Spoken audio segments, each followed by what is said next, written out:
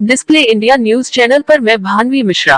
Pandey solar agency में बड़ी वारदात, शटर काट कर ले उड़े लाखों का सामान। सुल्तानपुर के बधुआ कला थाना क्षेत्र अंतर्गत साहबागंज बाजार में बीती रात चोरों ने पांडे सोलर एजेंसी का शटर काटकर लाखों के माल पर हाथ साफ कर दिया।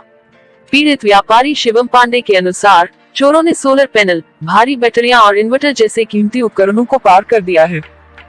सुबह जब दुकान खुली तो नजारा देखकर सबके होश उड़ गए।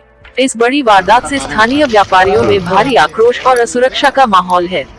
मौके पर पहुंची पुलिस जांच में जुट गई है, लेकिन सवाल वही है, व्यस्त बाजार में इतनी बड़ी चोरी कैसे हो गई?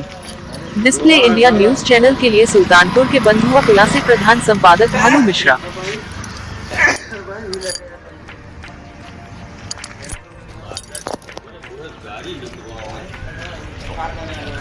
सुना जाता चोरी है तो